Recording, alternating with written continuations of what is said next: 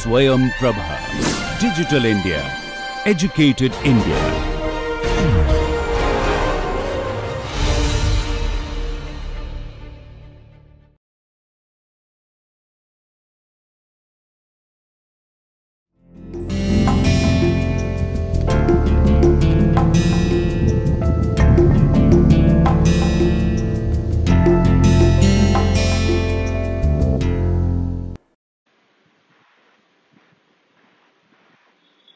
Namaste.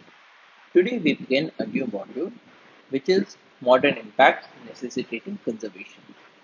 So in this module we will have a look at certain impacts of human activities because of which conservation has become more important these days. And we will focus our attention on three such impacts: climate change, plastics, and oil spills and mining. So let us begin with climate change. What is climate?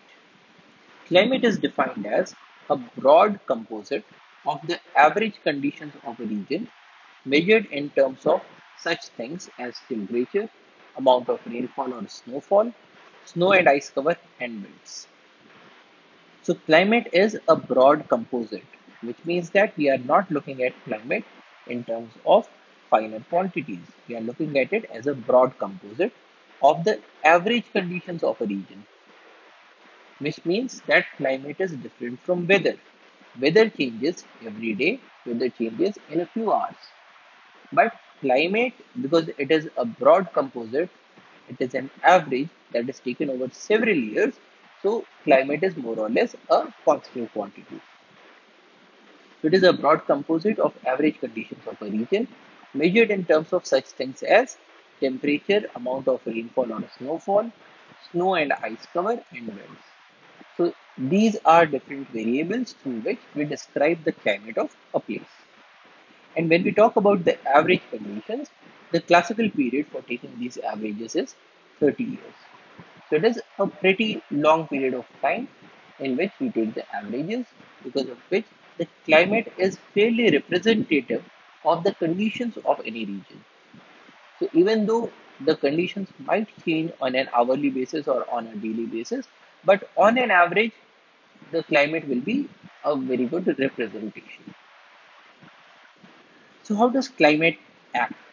So there are five components of the climate system. We have the ocean or the hydrosphere. We have land or the lithosphere. We have the winds or the atmosphere. We have the biotic components or the biosphere. And we have the ice or the snow cover, which is the cryosphere. So there are these five different components of the climatic system, and all five of these interact with each other continuously. So for instance, if there is a change in the wind condition, then there might also be certain changes in the biotic composition of an area. Or when the winds blow over the mountains, then there are changes which may, such as reduction in the temperature, snowfall in the area. So these five components continuously interact with each other. So if climate is an average condition, why do we talk about climate change? When we talk about climate change, because even these averages are changing. So how do we define climate change? Climate change refers to a statistically significant variation in either the mean state of the climate or in its variability, which is persisting for an extended period of time, which is typically decades or even longer. Now, climate change may be due to natural internal processes or because of external forcings or to persistent anthropogenic changes in the composition of the atmosphere or in land use. Now, how can climate change? The climate change may be due to natural internal processes or because of external forcings. Now, what does that mean? Now, remember that when we said that when we were talking about climate, there are these five different components of climate, and there is some natural processes that are changing each and every of these components. So, for instance, there might be changes in the tectonic layers of the Earth. So the Earth is divided into a number of plates, and these plates are in constant movement. Now, when the land surface changes because of uh, the natural processes, then that might be the climate. So, the climate change may occur because of the natural internal processes, or it may occur because of external forcings. Now, what are external forcings? You have this climate system, and there is something that is acting from outside, which is resulting in a response, which is climate change. So, there could be something that is acting from outside, and we will explore what are these somethings, what are these forcings. So, it can be due to natural internal processes or external forcings, or also to persistent anthropogenic changes. Anthropogenic changes means man-made changes in the composition of atmosphere or in the land use.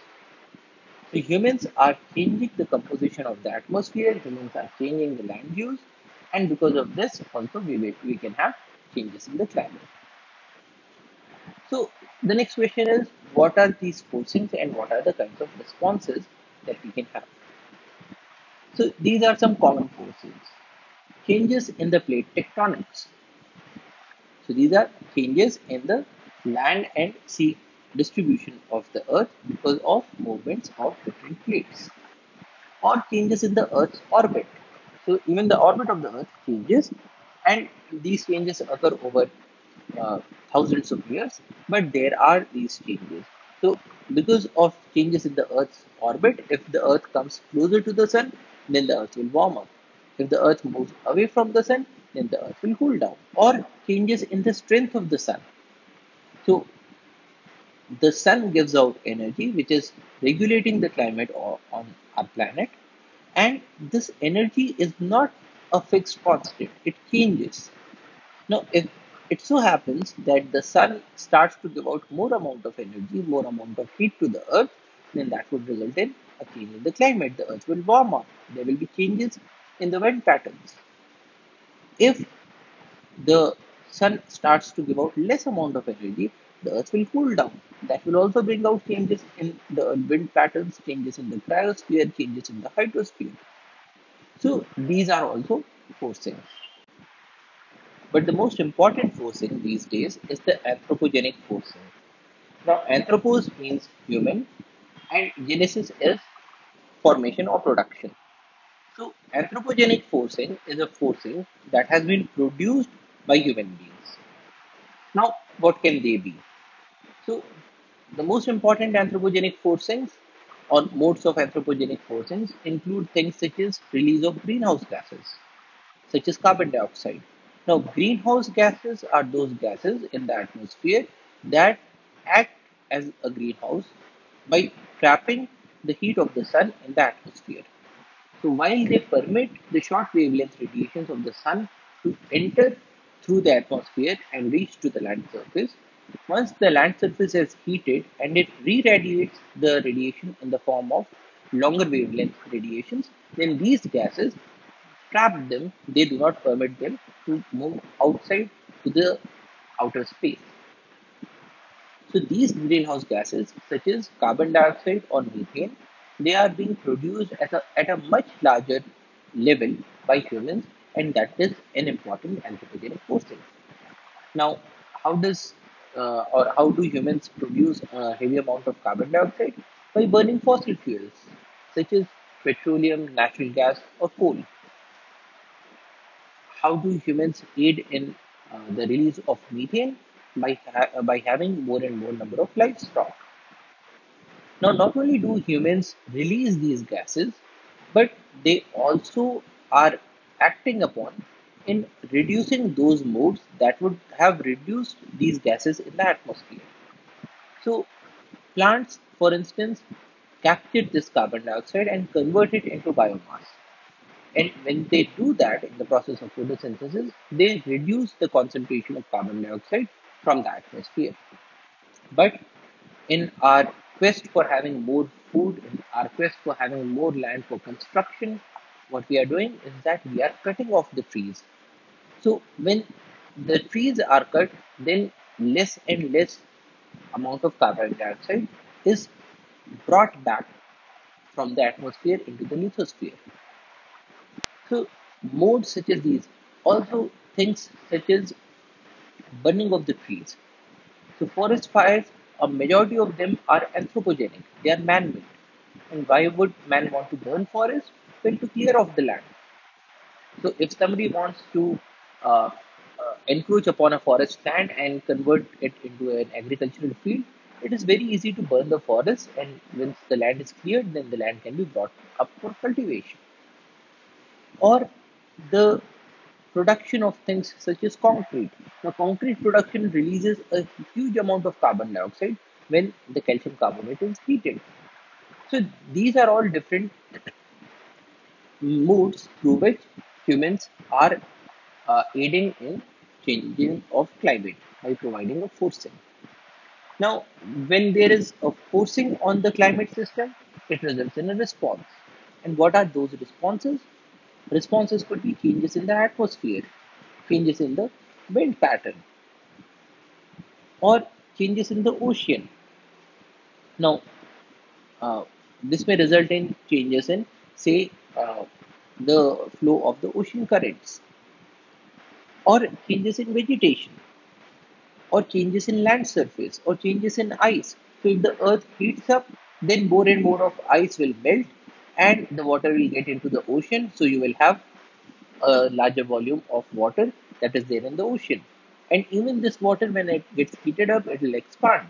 So this is a response that we will see uh, because of the forcing of increasing the temperature. And these responses manifest in the form of heat waves. They manifest in the form of changes in the ice pattern. They manifest in the form of droughts or floods, on increased temperatures in a number of areas, or in the form of forest fires. So these are several responses that we are observing because of changes in the climate. And these also result in biological responses. So the climate change results in changes in the temperature. So there is a change in the mean temperature. There is a change in the extreme temperature. There is a change in the amount of variability that we see in temperature. There is a change in the seasonality of temperature. There are changes in rainfall. There are changes in extreme events. So we find more and more number of floods, more droughts, more storms, more fires, not only in a greater duration but also in a greater intensity. Or changes in carbon dioxide concentration in the atmosphere, in the oceans. Now, in the oceans, when carbon dioxide gets dissolved, it also results in changes in the pH. The water becomes more acidic. Or changes in the ocean dynamics because of changes in the sea level. Why do we have a change in the sea level? Because more and more amount of ice is getting melted, and this ice is adding to the water in the seas. And when the water is being heated up because of global warming, it expands, and so we are seeing changes in the sea level. We are seeing changes in the marine currents. So all of these climate change components result in changes in the biological system at the organismic level, population level, species level, community level, ecosystem level, and even at the biome level. So, for instance, we'll start seeing changes in the natural selection, and we'll look at changes in natural selection and allelic diversity in a short while. There are changes in mutation rates in different organisms because the the mechanisms that are there to correct for mutations, they are hindered because of an increased temperature and because the animal is not that fit. There is changes in the heterozygosis richness. There are changes in physiology, changes in fecundity. So organisms will be having less or more number of offspring. Organisms are changing their activity rates and rhythms. Those organisms that earlier used to move in the noon period, they are now avoiding the noon period because it's too hot. There are changes in the species sex ratios, changes in disease susceptibility, especially because of a changed climate. Now the organism is not that fit. And when the immune system is down, when the organism is not that fit, it can very easily fall prey to diseases. which is resulting in changes in the survival of organisms. We are also seeing changes in the phenology. Now, phenology refers to the timing of different processes. So, we are seeing changes in the arrival and departure times of different migrating species because the summers are coming earlier, they are lasting longer, the winters are coming late, they end faster. So, there are changes in migration patterns. Because of changes in temperature, we are seeing changes in budding and flowering of different organisms, different plants. Now, if there are changes in the budding or flowering period, if there are changes in migration, then it is also possible that there will be certain species who will not be getting sufficient food.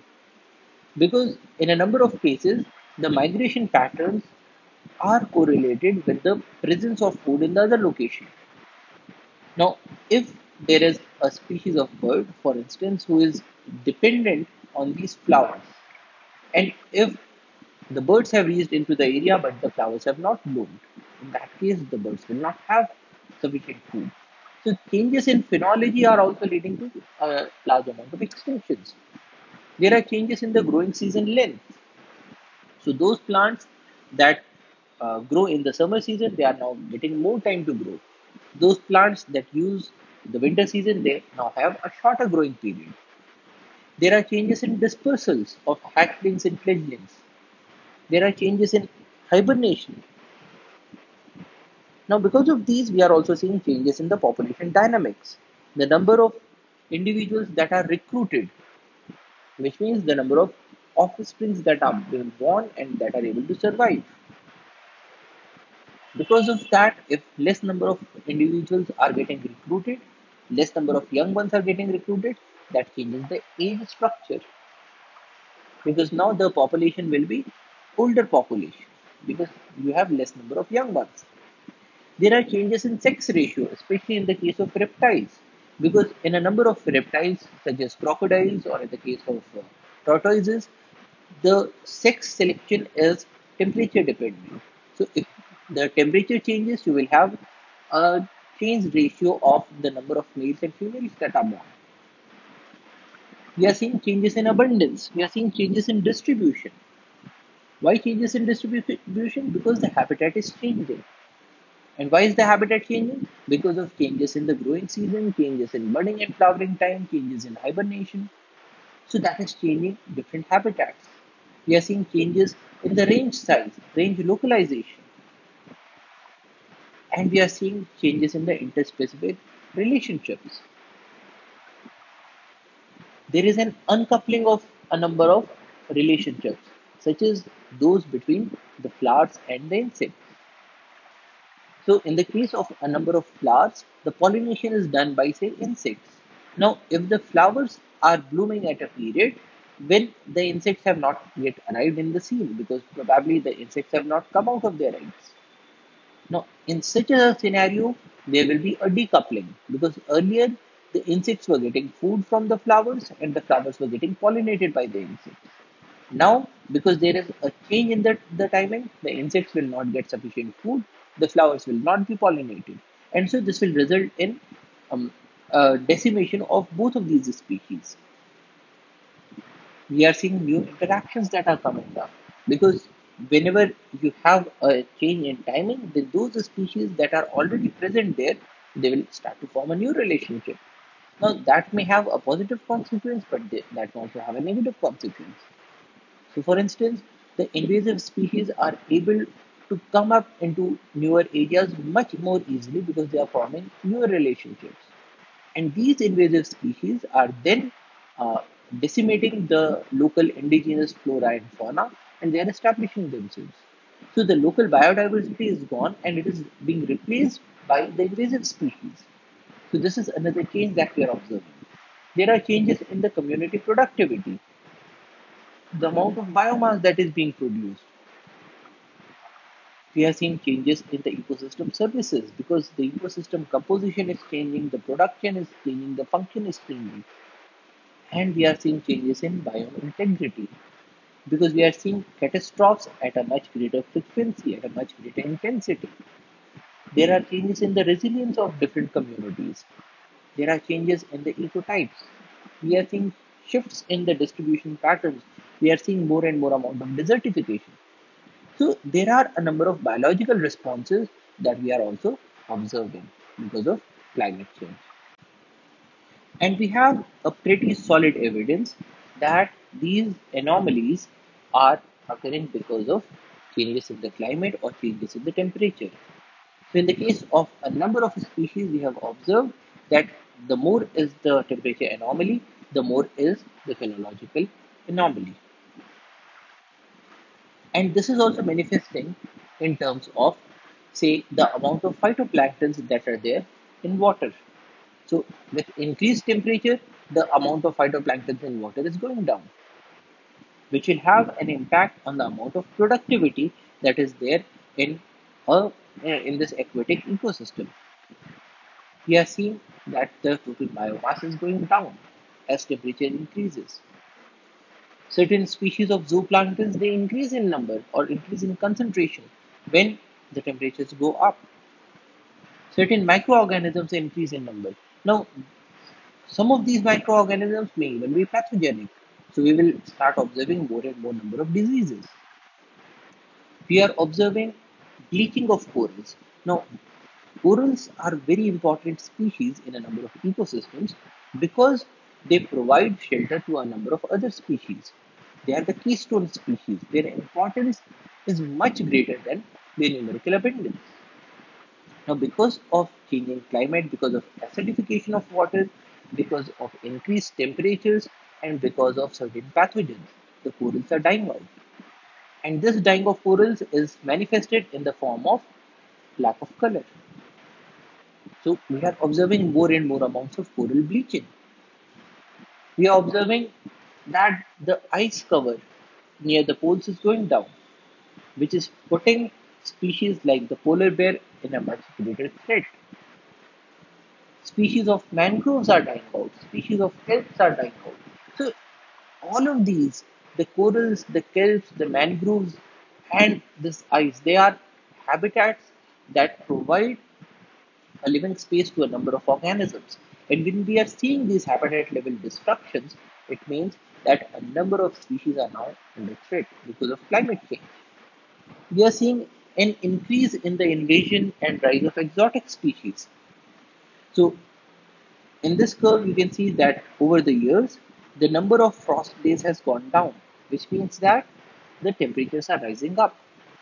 At the same time, the number of exotic species is going up. So there could be a correlation between both of these. We are observing numerous responses in plants in the forest. We are seeing changes in the stand volume, changes in the annual increment that the forest is putting up, changes in the gross primary productivity, changes in carbon sequestration that is being done by the forest. And we are also seeing changes in a number of animals in terms of their health. So things such as climate change result in extremes of temperature, which increases the chance of an animal getting a heat stroke. Climate change is leading to weather disasters, an increased frequency and an increased intensity of extreme weather events such as floods and droughts, which increases the chances of animals drowning or animals suffering from dehydration or from gastrointestinal illnesses more in, because in the case of a flood-like situation, the animals are forced to have dirty water, which is resulting in a lot of trauma to animals. Climate change is also leading to ecological changes because of changes in the phenology, because of decoupling of pollination relationships between plants and animals, which is leading to changes in food availability. Now, if an animal gets less amount of food, it will suffer from malnutrition. We will have cases of growth retardation, developmental delays. Similarly, because of changes in the phenology and because of changes in the range of different plants, we are seeing changes in allergen and mycotoxin uh, exposure that the animals are suffering from. We are seeing more cases of allergies, cancers, and birth defects. These ecological changes also increase the chances of exposure to infectious diseases, and a number of infectious diseases are also emerging. We are also observing other changes. So every organism has a particular level of temperature that it can tolerate. There is a best temperature that the animal prefers, there is a tolerable temperature, and if we go beyond the tolerable temperatures, the animals suffer from discomfort and may even perish. Now, because of changing temperatures, what is happening is that we are observing a large number of local extinctions. So, if the temperature increases beyond the tolerable limit, then we will start seeing animals that are dying. So, there are local extinctions in the warm edge, and these extinctions have been predicted to increase with more and more amount of global warming. We are also observing changes in the spatial distributions of organisms, because suppose this is the equator and this is the north direction. So as temperatures go up, so more and more of these colder areas are now becoming warmer. So these organisms that were living here, they will be able to occupy these areas that were so far not being occupied because they were beyond the tolerable limits of these organisms. So on the one hand, the organisms will be dying in the warm edge. On the other hand, there will be an expansion in the cold edge. So we are seeing changes in the spatial distributions, changes in the ranges of different organisms. A good example is the spread of insects in the mountains as the temperatures are going up. Now, as we move up, the temperature goes down. Now, there are a number of species of insects that are only able to tolerate the warmer conditions. They cannot tolerate the colder conditions. Now, because of that, the insects are, or a number of species of insects are only localized in uh, uh, the lower heights of the mountains. Now, as the temperatures are rising, what is happening is that these cooler areas are also now becoming warmer. So as temperatures rise, these insects, which were earlier only in the lower altitudes, they are now able to reach into the higher altitudes. So we are observing changes in the spatial distribution of insects. Also, with increased amounts of climatic extremes, increased amounts of rains in certain areas, increased amount of flooding, we are also observing that insects are making use of these pools of water to increase their numbers because they lay eggs in these waters. We are seeing changes in the vectorial capacity of mosquitoes, or the ability of mosquitoes to transmit diseases. And we are seeing changes in the allele frequencies at the genetic level. And a very good example here is the story of the tawny owl. Now, tawny owl is a species of bird. It's an owl that is found in Europe. Now, this bird is available in two colors. There is a lighter version which is grayish in color, and there is a darker version which is brownish in color. Now, in the areas where this bird lives, the trees are generally covered with snow. Now, when the trees are covered with snow and snow is white in color, so the gray colored birds are able to hide in the system. So, if there is, say, a rat here that, that one of these birds wants to catch and eat, so in that case, if it is a brown colored bird, then it will be very easily seen by the rat, and this rat may try to hide. Whereas if it is a grey colored bird, then it camouflages so well that the prey is unable to observe this bird, and it increases the chance of the bird getting a prey. Now, because of this reason, a majority of the birds are grey in color. Now, the color of the bird is determined by the genes that the bird has, the allele frequencies that are there in the bird. So, a majority of the birds are light in color, and there are very few birds that are dark in color. Now, because of global warming, what has happened is that the snow is melting. So, now if we look at these birds that were gray in color, now they are very easily seen in the backdrop of these trees. And so the advantage that they had in terms of color is now gone. Now, if it is a light colored bird, then the prey will very easily spot the bird. If it is a dark colored bird, then it will be difficult for the prey to spot the bird. And so, how has nature responded, or how has this species responded? Because these light colored birds are now less able to get to the food, so they have lost their fitness, or they have greatly reduced their fitness. Whereas the fitness of these birds has gone up. And slowly we are seeing that more and more number of these birds are now in darker shades. So there are changes in the allele frequency. So we are seeing changes at the genetic level because of climate change. So this is another thing that we are observing. And when we have such a huge amount of climate change, what can we do about it? So the kinds of responses that we can put up for conservation and to tackle climate change are divided into two categories. We can have mitigation or we can have adaptation. Mitigation is defined as a human intervention to reduce the sources or enhance the sinks of greenhouse gases. The other way out is adaptation. Now, adaptation in a natural or human system in response to actual or expected climate stimuli or their effects, which moderates harms or exploits the beneficial opportunities. So it is an adjustment in the system. You are trying to adjust your lifestyle, you are trying to adjust your profession, you are trying to adjust the industry you are working in, or you are trying to make adjustments in the ecosystems. So it can be an adjustment in either the natural systems or in the human systems. And why are you doing these adjustments? In response to actual or expected climate stimuli or their effects.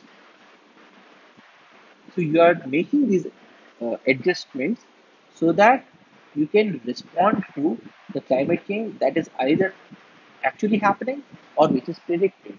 Adaptation is in response to actual climatic stimuli or expected climatic stimuli or their effects. The aim of adaptation is to moderate the harm. So you are trying to reduce the harm, or you are trying to exploit the beneficial opportunities that climate change may provide to you. So, for instance, if you are living in an area that is extremely cold, and you think that because of climate change, because of some amount of warming, now the climate will become a bit more pleasant in your area. So that might result in the development of a new opportunity. So probably tourists will now start coming to your area. And if you are making changes, if you are say developing infrastructure or if you are doing advertisement so that you can attract these tourists to make use of the beneficial opportunities, then you are doing an adaptation. So the two responses to climate change that we normally make are either mitigation. Now, in the case of mitigation, what happens is that we say that what can we do to avoid climate change or to reduce the climate change. If the Earth was going to raise its temperature by say 1.5 degrees, can we bring it down to 1 degree? Can we bring it down to 0.5 degrees? If we are doing that by either reducing the amount of greenhouse gases that are being emitted into the atmosphere, or by trying to bring down the gases that have already been emitted, then we are doing a mitigation. The other response is adaptation, where you say that okay, climate change is going to happen. I cannot do anything about it, but is there anything that I can do to reduce my harm or to make use of the beneficial opportunities? If you have such a response, then what you're doing is an adaptation. Now, often both of these strategies are needed together and they are used together. So, how do you decide what needs to be done? So, there is climate change. If you foresee that the impact is minimal, or if you find that the impact is minimal, then probably you do not need to do anything in that area. But if the climate changes too much and you find or you predict that the limits are going to be exceeded, then you have two options.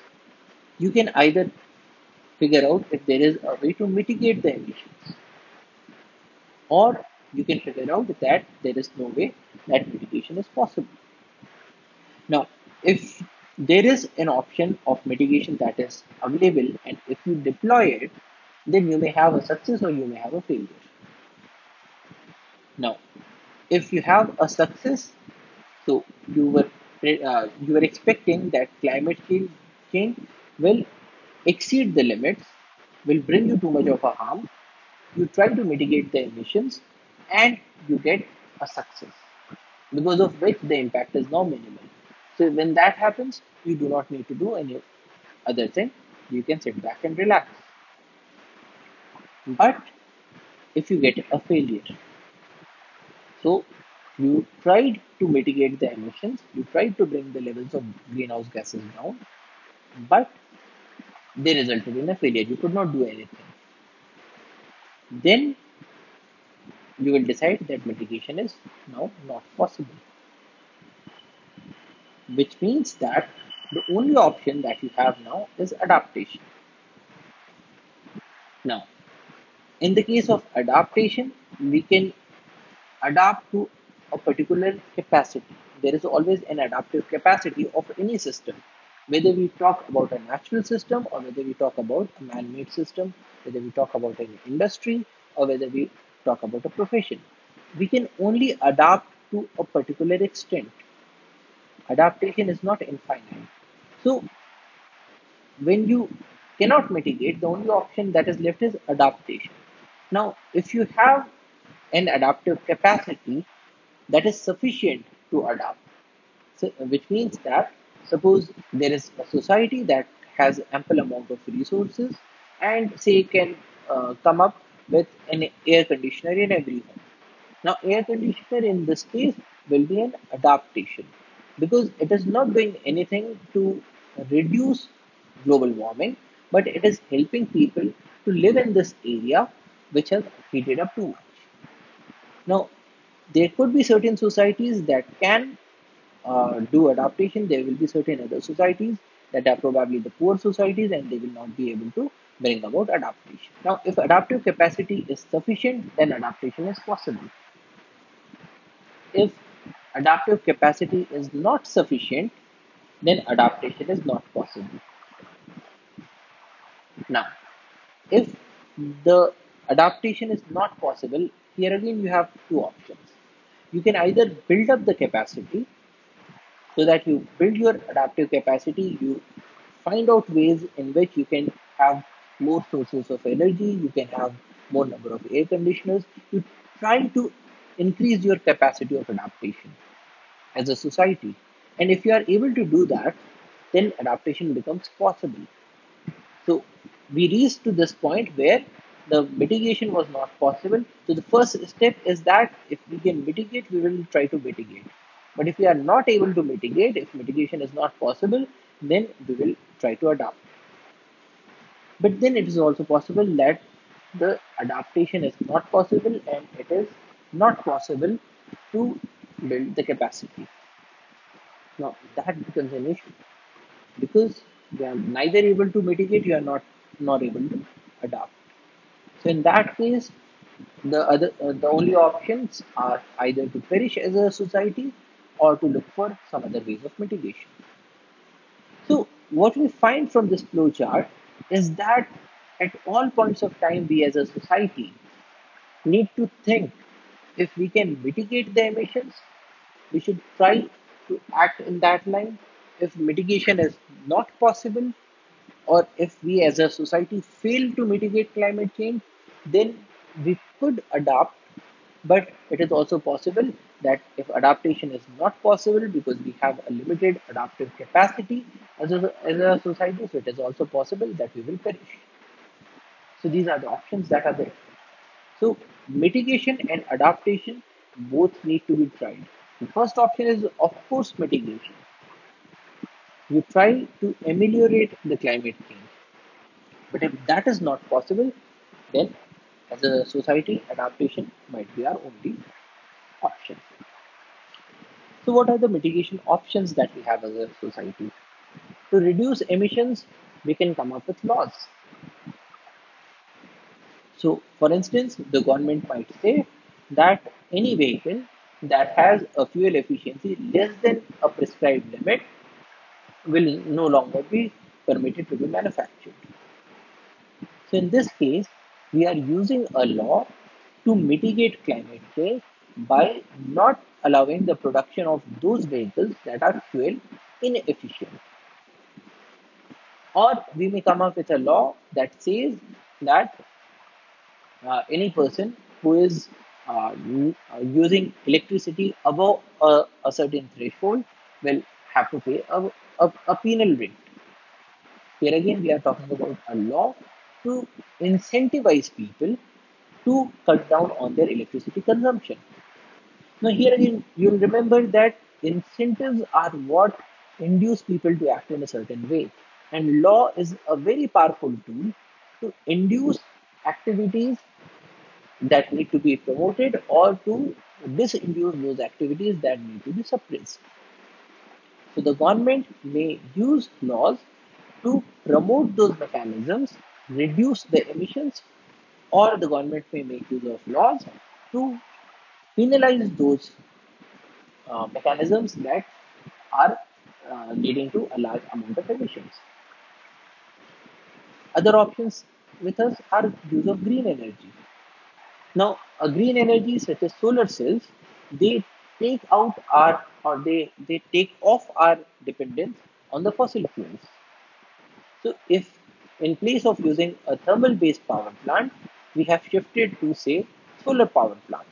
So, in that case, the emissions because of the burning of coal, they will be gone. So, we will be acting in a way to reduce the emission. Or REDD. REDD stands for Reducing Emissions from Deforestation and Forest Degradation, which means that whenever there is deforestation, that is, a forest is getting cut and is getting destroyed, or there is a degradation of forest, which means that we are shifting from a dense forest to a moderately dense forest to an open forest, probably to a no forest or a scrub forest. Now, when such a thing happens, we say that there is a forest degradation. Now, whenever there is deforestation or forest degradation, there is emission of greenhouse gases because the carbon that was stored in the plant biomass that has now been released because either because when people cut these trees, they will either burn them or they will convert them into furniture, which will slowly and steadily again emit out the carbon. Now, when we have deforestation or forest degradation, all of this carbon is getting released out. There is also another chunk of carbon which is there in the soil. So the soil carbon gets released when you remove the tree cover. And the, the carbon that is released is of a very significant quantity. So whenever there is deforestation or forest degradation, there is an emission of greenhouse gases. If you prohibit or if you can prevent deforestation and forest degradation, then you are reducing the amount of emissions that would have happened if there was a deforestation or forest degradation. So REDD is another mitigation option. You are trying to reduce emissions from deforestation and forest degradation. Other option that we have is to create sinks, which is uh, the mechanisms that are going to take greenhouse gases away from the atmosphere. Things such as having more amount of afforestation, planting more trees, or going for artificial trees. Now, artificial trees is nothing but a device that can mimic photosynthesis and try to capture carbon from the atmosphere. Now it is still in an experimental phase, but yes, if the technology gets developed, that can also be used as a mechanism to create a sink for carbon. Or we can try to do carbon sequestration in geological sites. Now, what is that? You make use of machines to capture the carbon from the atmosphere. You compress this carbon dioxide, probably react it with certain chemicals so that it gets fixed, and then you store it in a geological site. So probably you make use of an old mine and you put these chemicals or this carbon dioxide in that area and you shut it off. So that the carbon dioxide that was there in the atmosphere is now no longer in the atmosphere. It has been kept closed in a geological facility. So this is another way of creating a sink, carbon sequestration in a geological site. Or we can look at red plus. So here red is reducing emissions from deforestation and forest degradation. When we say red plus, what we do is we do conservation, sustainable management of forest and enhancement of forest carbon stocks. Now, in the case of red plus, what we are saying is that we are going to conserve the forest that we already have. And at the same time, we are going to perform a sustainable management of forest. Now, in a sustainable management of forest, the wood is removed from the forest, but it is removed in such a fashion that you always have trees that are absorbing carbon from the atmosphere. What it means is that if you have a forest and the forest only has those trees that have become very old, so they are no longer putting up any further growth in them. So in that case, they are not uh, collecting or fixing the carbon dioxide that is there in the atmosphere. Because if they were fixing the carbon dioxide, then they would have been certain growth in their bodies. But they are now so old that they are no longer putting up any increment. So in the case of Red Plus, what we do is that we do a sustainable management of forest, in which case we remove those trees, that is, we cut down those trees that are very old and plant a new tree in its place, or plant several new trees in its place. And the wood that has been removed from this old tree, it is processed in such a manner that the carbon will not be released back into the atmosphere for a very long period of time. So you process it and you use it to make certain goods that are long lasting. That is, you are not going to use this wood, say, for fuel wood or as or for the manufacturing of paper that has a short life, but you will probably use it to make certain furnitures that will last for several decades. And in the place of this tree that was removed, you plant several new trees so that you always have a young generation that is fixing the carbon dioxide that is there in the atmosphere. So that is the sustainable management of forest. So through sustainable management of forest, we are converting an old forest that was no longer putting up an increment, that was no longer doing carbon sequestration, and perhaps was even emitting carbon because the old trees were dying naturally and they were being acted upon by other organisms that were eating up those wood and were releasing the carbon back into the atmosphere. So we are avoiding that and we are converting it into a sustainably managed forest where wood is extracted for a long-term use and the old trees are replaced by younger crop that can do the carbon sequestration. So that is sustainable management of forest. Or we can look at opportunities where we can enhance the forest carbon stocks, which means that if you already have a forest, is there a way to increase the density of plants so that you can have more amount of carbon that gets sequestered? Is there a possibility that apart from having trees, you can also have certain undergrowth or say certain climbers? Because climbers and undergrowth are also plants. They will also be fixing carbon dioxide that is there in the atmosphere and storing them as biomass. So, is there a way in which we can enhance the amount of carbon that is there in the forest? Can we do something through which the amount of carbon that is stored in the soils gets increased? So, when we look at these opportunities, conservation, sustainable management, and enhancement of forest carbon stocks, we are talking about creation of sinks through red plus mechanism. So, this is also another mitigation option that we have. In the case of adaptation, these are the elements of adaptation.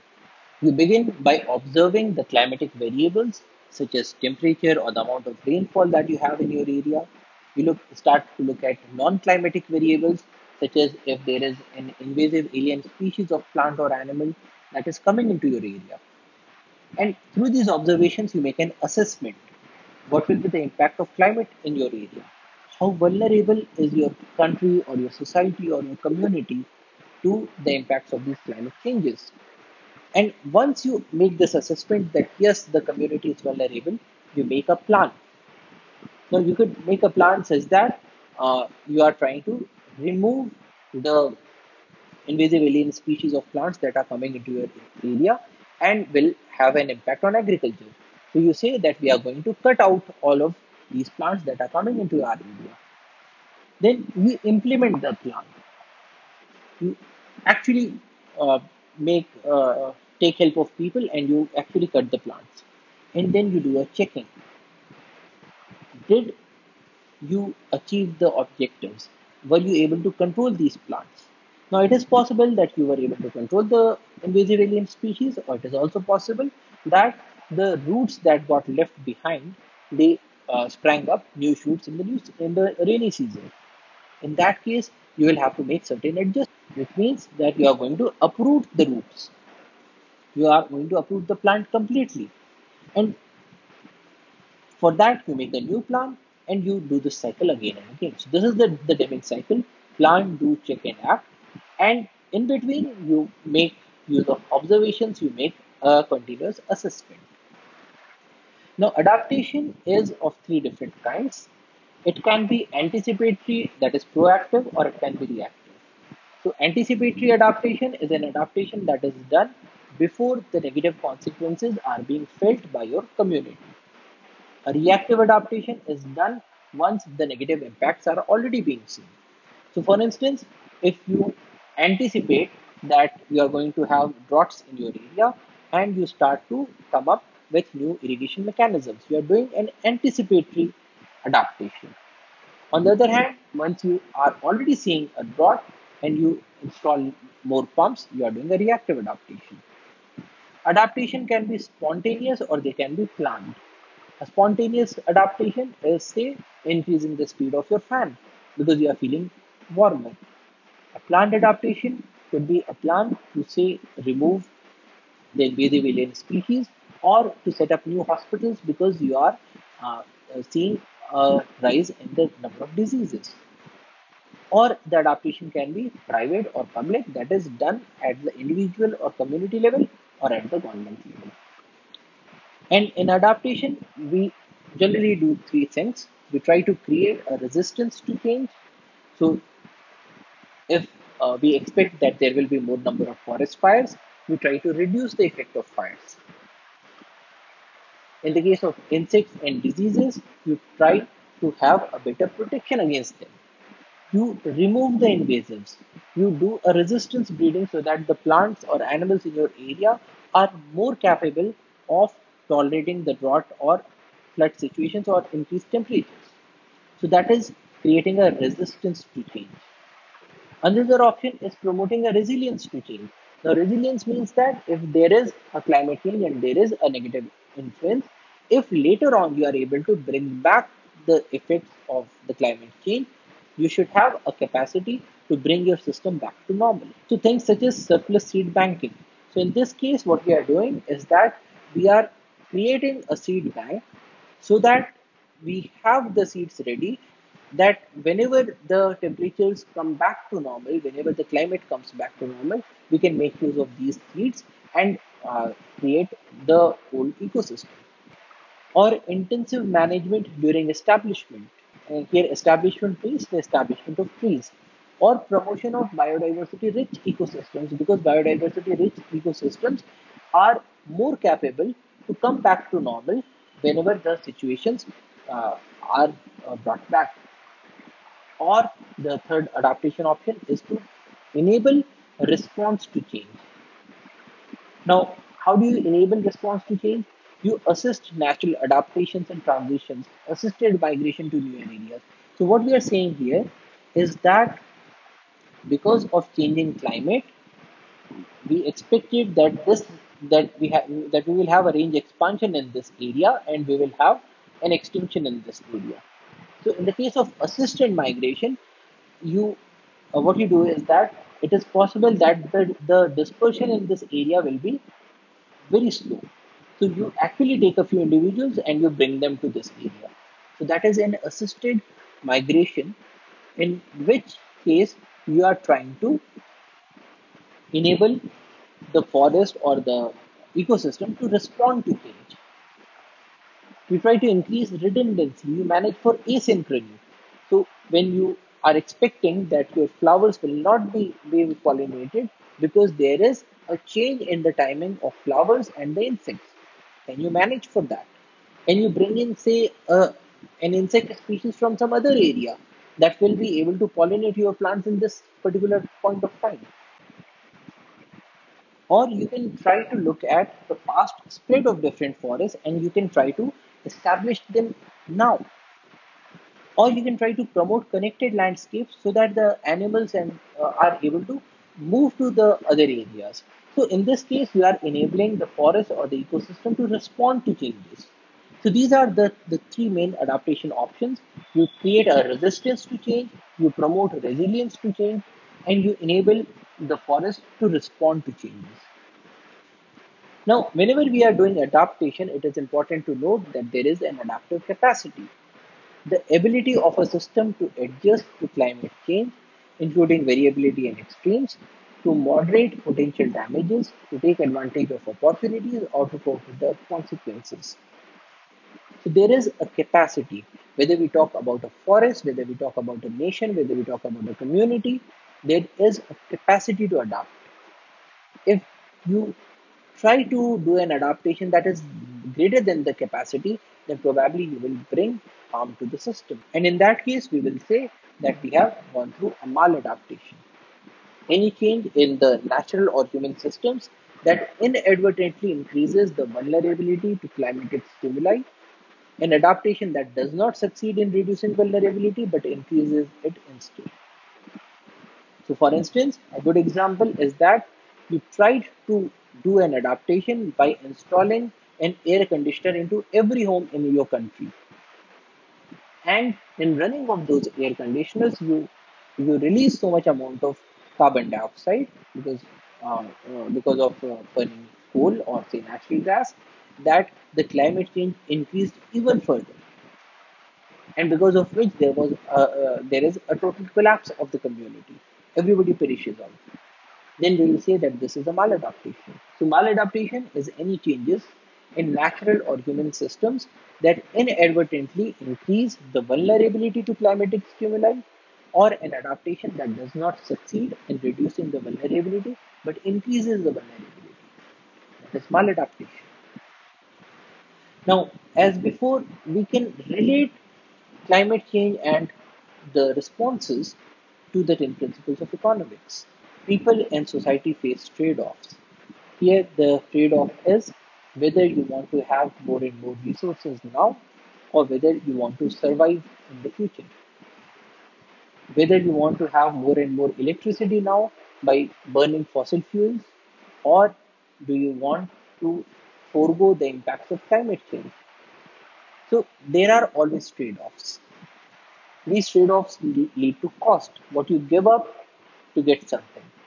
So, if you want your children and your grandchildren to live on a planet that is still safe to live, that is not seeing very extreme climatic events, then probably you will have to give up on certain amounts of comforts.